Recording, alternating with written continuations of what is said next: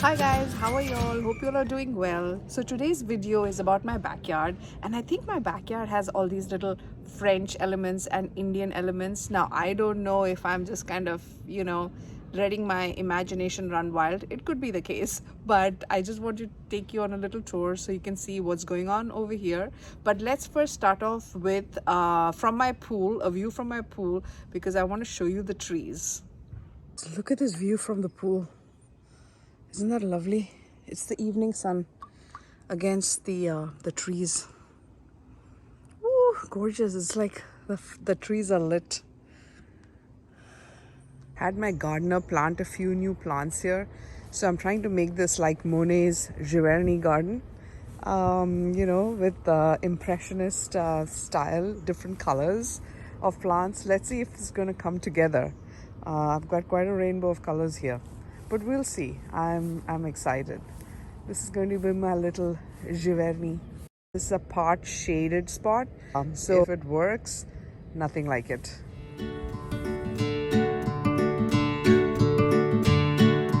And this spot here, guys, is my Giverny spot, the existing Giverny. It's a little thyme growing here. And this one, I mean, tell me this doesn't look like Monet's house garden outside of Paris.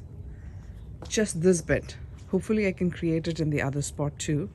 Monet had some Asian influences too. If you see the pottery that's kept around in his house, this ceramics, and his, of course, the bridge. It's like a Japanese tea garden.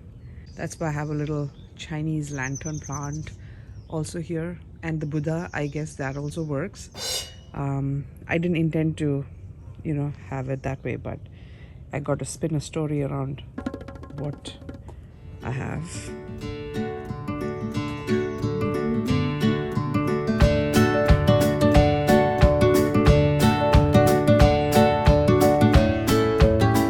A couple months later, this is what the first part I showed you, the first patch I showed you looks like.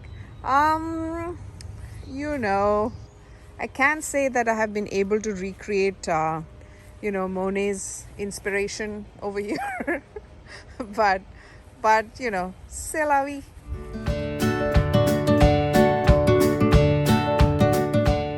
Look at this flower. It's such a nice pattern design on it, and a little alien-esque, but really nice. This also keeps coming back every year. I lose it in the winter and then it's back in the spring/summer.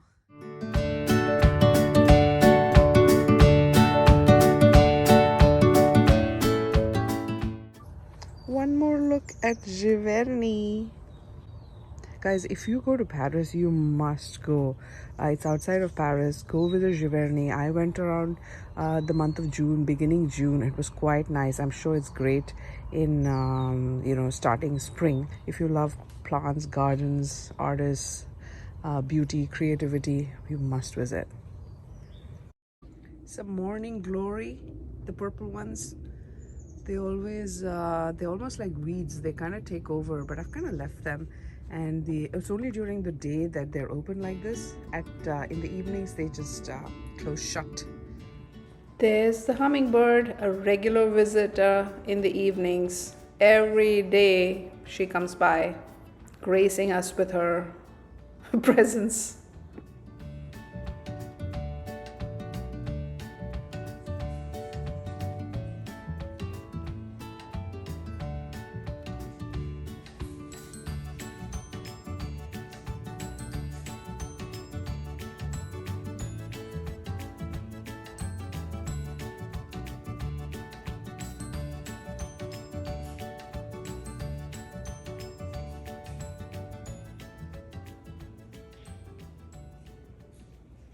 One of my fondest memories of India, well, this part is not the fondest, where the summers are so brutally hot, but the relief we would get during those summers is something that I can't ever forget. So one way was, amongst many, was in the evenings it would cool down. We would leave the windows open so that we could get some cold air in. And in the summer, we got jasmine flowers that would bloom. And so it would be a sweet smelling summer. And you get this smell, this fragrance of white jasmine that just comes coursing through the windows. And it was such a relief, and there was just something so comforting. So what I've tried to do here is recreate that. So I bought this little pot, this jasmine plant from Trader Joe's. It was just like, I don't know, $5-6 last year. And for some reason, star jasmine grows really well here, profusely in California. So I planted it next to a window. Let me show you. So this window here, and I've kept it open, and it's getting to be that time of year. And look at my star jasmine, and it smells heavenly. And so I can't wait for the hot sun to beat down on it and this fragrance to be released, and it's going to fill up my whole house.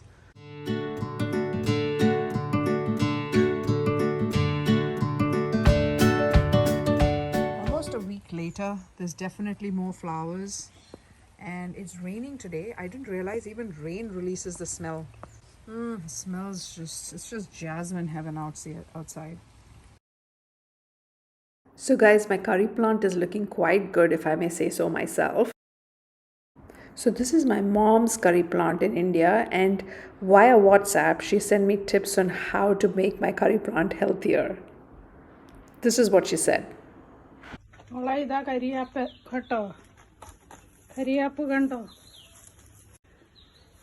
ഒരു ബ്രാഞ്ചിന്റെ മണ്ടയാ ഇത്. വേണമെങ്കിൽ ഇവിടുന്ന് ഇതേണ്ട ഇത്ര 1 2 3 4 5 ഇവിടം വെച്ചതേണ്ട ഇങ്ങനെ അങ്ങ് ഓടിക്കാം. വേണ്ട ഇത് പിന്നെ ഞങ്ങളുടെ കൃഷി ഓമ 3-4 ഓമയ്ക്ക ഉണ്ട്. ഇത് തന്നെ കിളുത്ത ഓമയാ. Okay, now back to California, my curry plant. I do think that my curry plant now has gotten thicker leaves after I snipped off the tops. You can see there are new leaves coming from where I snipped off, but I feel as though these leaves have gotten thicker in the process. So here I have a lot of other plants that work very well in an Indian kitchen, like tomatoes, peppers, capsicum, bell pepper. Oh, and here's my lemongrass swaying in the breeze. So yeah, I moved it outside. You know, I was going to grow it next to my window inside, but it started to turn into such a jungle that I had to move it outside. So I've been having a lot of lemongrass chai, and I'll put the link to my video, and you can see how to make lemongrass tea with ginger. That's my favorite. So I'll kind of pull out and chop it up and keep it in the fridge, and then use it over the course of a couple of weeks, and they're really good. So that's my lemongrass. I moved some of these plants, vegetables here, so it gets a lot more sun. You can see the green chilies, jalapenos as they're called here. Quite a few of them growing, so I don't need to buy chilies for some time. Tomato over there, bell pepper, one more bell pepper here, chilies again, small Sicilian tomato. So I was feeling really excited, but look at what happened the next day. I came and I saw that it had been eaten up and completely destroyed from the base, and I suspect these are rats are doing this. Rats that live unfortunately in the ivy up there, you know, the ground covering over there. I know they live over there. And I also had a nice capsicum here, gone. So now I'm thinking that I can't take a chance. I'm going to pull out all these jalapenos, because who knows, now they're going to come for this next, and I'm not letting them get away with it. I think they would have gotten a little bit bigger, but it's not worth the risk. So guys, there's this trick I learned, that you should snap off this part. if you do, they last longer. So I know in India they use this trick. So my parents, when they came, they told me about it. So I'm going to do that and see if it works. So because that is the part that rots first. So you snap it off and keep it in the fridge. They last you longer. Ready to be stored in the fridge.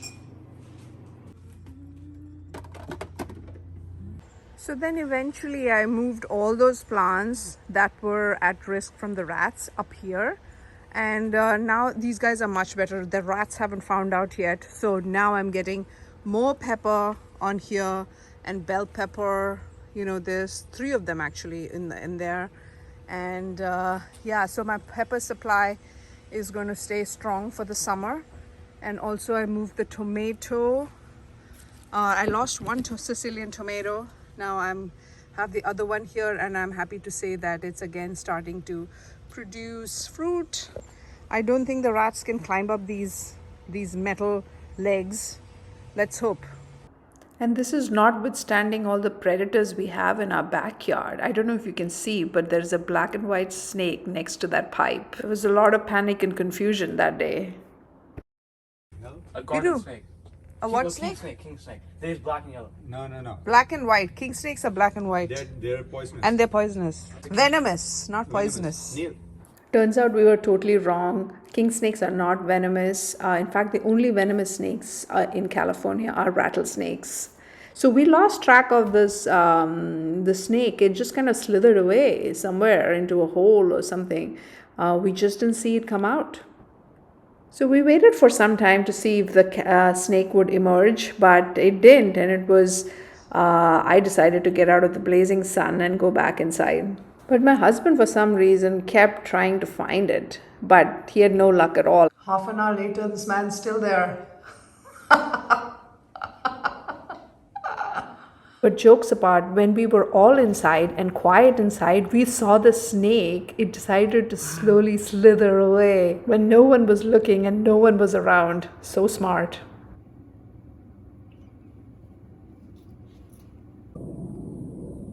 What a beauty. You can hear the rustling of the leaves, and then you can see the little tip of the snake there. And here's another predator, our neighbor's cat, and I know she's looking for the rat, but I don't think she had any luck that day. Oh, don't go. Please don't go. I need you. I need you. Stay here. Please don't go. It's kind of cute. I need your services in my house. Please stay. Stay. It's kind of cute. Sigh. Sigh. Now for the California side of my garden, guys. So one has got to love hydrangeas. These are my absolute favorites, and I believe they're native to Asia and the Americas. So these have been growing really well here in California. I just love them.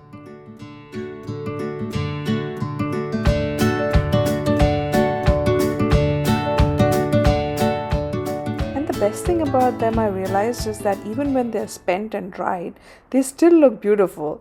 So I have this in this arrangement outside in our backyard because we were sitting outside and having brunch celebrating our daughter's birthday, and it made for a great centerpiece. This flower just keeps on giving.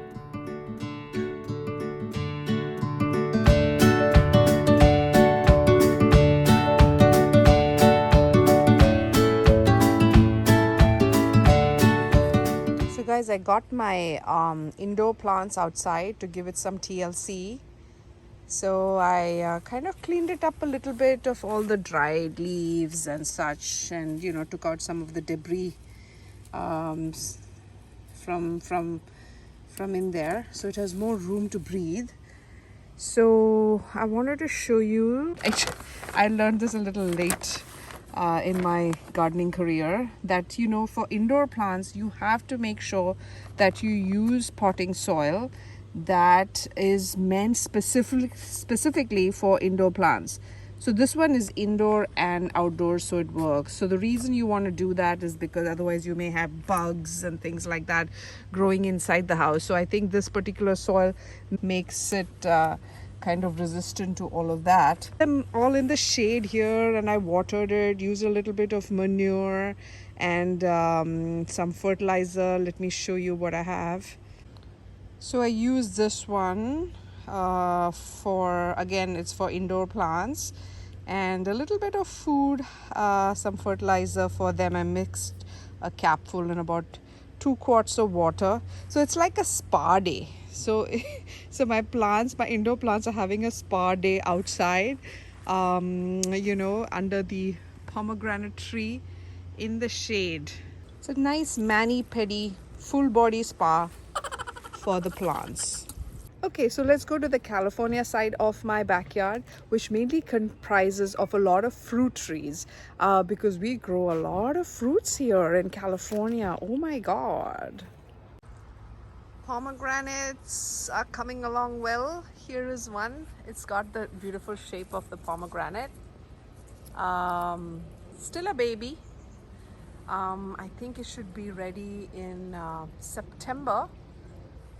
That's when my friend's gonna come to get these pomegranates. She's Jewish, so for her New Year, Rosh Hashanah, she comes and gets these pomegranates to put on her dinner table for the big feast.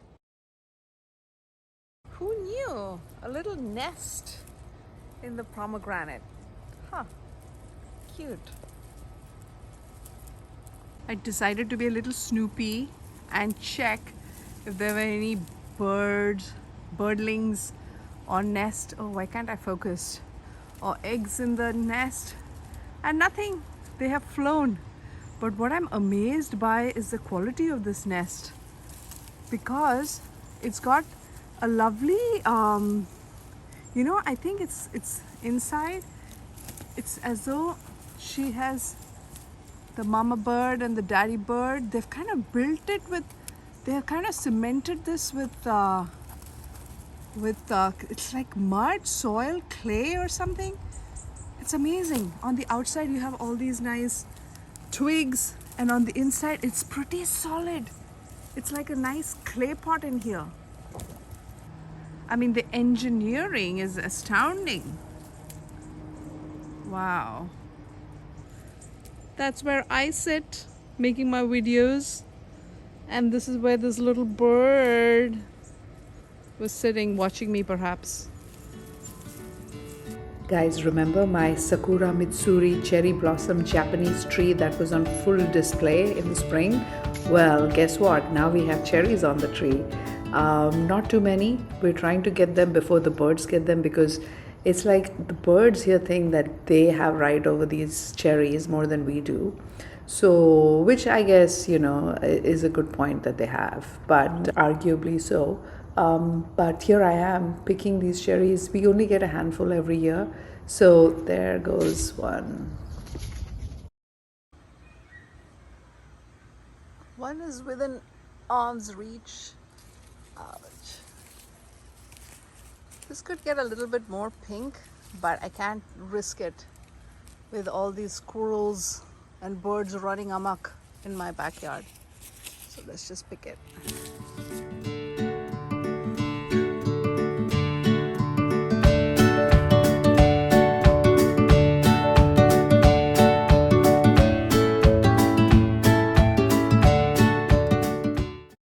That red tree there is my cherry plum tree, and if you've seen my California Summer Part 1 series, you would have seen that we got such a great harvest this year. And cherry plums can be enjoyed as is, and this time I even threw them into a chicken curry and it produced outstanding results. No cap, as my kids would say.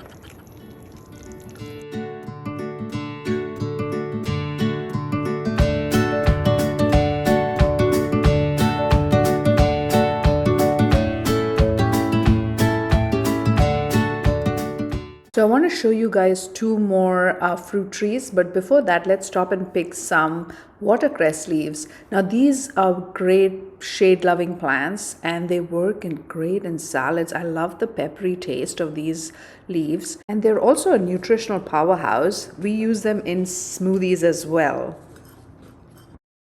This is my nectarine tree. The fruit is as sweet as nectar, hence the name. And you can see this fence is to protect it from deer. And here's yet another good harvest. We have some trouble in paradise, guys. So my lawn has been damaged by these raccoons. Not these specifically, but raccoons like these. So they look for grubs and worms, and so they come and just pull out your lawn. And don't go by their cute look. They can be pretty mischievous. Now look at this. My lawn is damaged thanks to the raccoons. But I suppose we're all sharing this space, so there's going to be a little bit of friction between the two of us every now and then. And that is an apple tree. Apples are looking brighter, more red, and they're definitely growing in size. So these are Fuji apples, really crisp apples, and some of our favorites.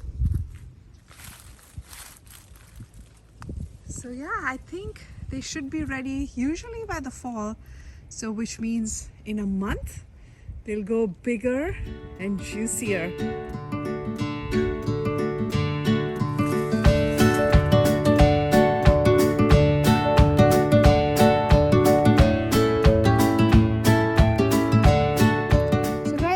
Liked watching that, a little peek into my backyard, and I tried to make it as multi-country, multicultural, let my imagination run wild a little bit.